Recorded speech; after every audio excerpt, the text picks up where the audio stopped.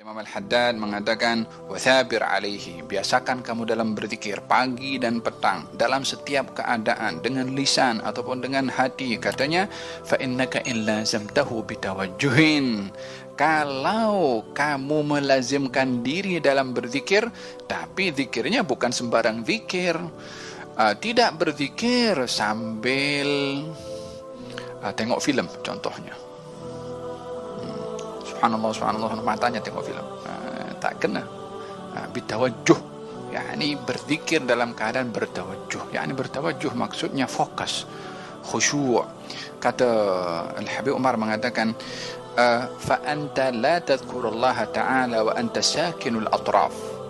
Tidaklah kamu ketika berzikir kepada Allah bila mana berada dalam keadaan sakinul atraf. Sakinul atraf, anggota badan kamu tenang. Tak boleh ke berzikir sambil berjalan? Boleh. Tapi berzikir dalam keadaan tenang lebih fokus dan khusyuk berbandingkan tidak. Tidaklah kamu berzikir dalam keadaan sakinul atraf. Yakni dianjurkan ketika berzikir anggota badan ini tenang. Tidak sibuk dengan handphone. Kita berzikir kepada Allah, handphone sebelah sini. Vibrate sedikit, tengok siapa. Hilang fokus. Faham tak? Mutakallifan sakirul atraf, tenang, anggota badan tak banyak bergerak. Mutawaqqiran, yakni dalam keadaan sakinah. Mutakallifan hudur al-qalbi, dan berusaha untuk menghadirkan hati ketika berzikir. Illa, melainkan wa ra'aital athara hadiran ala qalbik, kamu akan nampak kesan zikir itu pada hati kamu. Yani keberkesanan zikir akan dilihat dengan kita melazimkan diri berzikir, tenang ketika berzikir, khusyuk ketika berzikir, memaksa untuk fokus ketika berzikir, maka akan nampak kesan zikir kepada hati kamu. Fa idza dama dzalika minka wa dumta alaihi wadama minka tawajjuh fadzakartallaha biqalbin hadir. Kalau kamu istiqamah melazimkan diri berzikir dalam keadaan sedemikian, dengan kamu bertawajjuh, yakni khusyuk ketika berzikir, hati kamu hadir ketika berzikir, wa adabun wafir, dengan adab yang wafir, yakni berzikir kepada Allah dengan adab. Seperti mana kita dituntut beradab dalam segala keadaan dengan Allah Subhanahu wa ta'ala, kita lebih beradab. Yani seakan-akan kita sedang berhadapan dengan Allah ketika berzikir. Istahdzir, hadirkan dalam hati kita seakan-akan kita sedang berada di hadapan Allah Subhanahu wa ta'ala. Ya, memang kita pun sentiasa dipandang oleh Allah, sentiasa diawasi oleh Allah. Namun tidak semua orang yang menghadirkan kalau dirinya diawasi. Tidak semua orang memiliki konsep muraqabah yang tinggi. Walihada, perlunya adab ketika berzikir kepada Allah Subhanahu wa ta'ala, menghadap kiblat dalam keadaan bersuci, keadaan tenang, tidak diganggu dengan hal-hal yang lain. Ciptakan suasana yang membantu untuk khusyuk ketika berzikir. Pilih waktu yang sesuai. Jangan hati lagi sibuk dengan sesuatu, kemudian berzikir tak boleh fokus. Wa iqbalun sadiq, dan dalam keadaan iqbal, yakni ketika berzikir itu kita dalam keadaan semangat untuk berzikir. Wa tawajjuhin khariq, dan bertawajjuh yang luar biasa, yakni ketika berzikir itu bukan dalam keadaan letih, malas, lemah atau terpaksa dah. Ketika zikir itu semangat, macam seseorang yang sedang ingin menerima anugerah. Ya kan, orang kalau dah nak anugerahkan nak dapat anugerah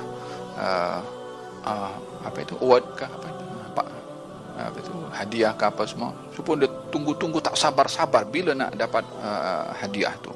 Macam tu juga ketika nak berzikir kepada Allah, sungguh-sungguh semangat nak berzikir kepada Allah Subhanahu wa taala. Kalau kamu ketika berzikir dalam keadaan sedemikian tadi, inkashafat al-hujub an basiratika,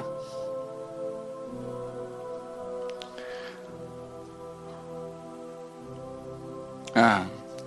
Wasariratika wa qalbika wa barazat asyiatu anwari azamati maula. Kalau kamu melakukan adab-adab tadi yang dituntut ketika berzikir, akan terbuka di hadapan kamu daripada hati kamu, basirah kamu, daripada hijab, tirai-tirai yang menghijab kamu dengan Allah Subhanahu wa taala, sehingga akan nampak cahaya keagungan Allah dalam hati kamu, sehingga ketika berzikir kepada Allah Subhanahu wa taala, khalas dia tak seakan-akan dia dah tak ada lagi ingat kepada yang lainnya. Yang ada dalam hati ini keagungan Allah Subhanahu wa taala, sehingga tak ada yang agung di dalam hatinya selain daripada Allah Subhanahu wa taala. Naam. Faqumta amama al-haiba bi anwa'il haya, sehingga ketika kamu berzikir dalam keadaan begitu, maka yang ada di dalam hati kamu itu karisma keagungan Allah Subhanahu wa taala, dan kamu akan timbul dalam hati kamu perasaan malu di hadapan keagungan kesucian Allah Subhanahu wa taala. Ya, akan malu ketika berzikir kepada Allah.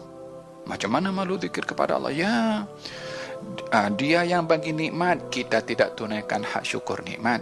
Dia yang bagi hidup, kita tidak menghargai arti kehidupan. Dia yang bagi kita nafas oksigen, kita kadang-kadang gunakan tuh hal-hal yang lalai mungkin digunakan hal yang maksiat. Dia bagi mata, dia bagi tangan, dia bagi kaki, dia bagi telinga, dia bagi lisan ini boleh rasa mana manis, macam mana kita diberikan segala-galanya oleh Allah Subhanahu wa taala, dan kepada apa kita gunakan ketika kita menyadari bagaimana besarnya anugerah yang diberikan oleh Allah kepada kita, dan kecilnya, sedikitnya perbuatan kita dalam menggunakan semua nikmat tersebut, kita akan malu kepada Allah. Kalau kita melihat kepada orang yang amat berjasa kepada kita, kemudian kita ini tidak membalas, tidak boleh berbuat sesuatu untuk orang yang berjasa kepada kita, kita malu dengan dia. Dalam kehidupan kita pun malu kepada orang yang berjasa kalau kita tidak boleh memberikan atau membalas ataupun berbuat sesuatu yang sesuai dengan jasa yang diberikan oleh orang itu kepada kita.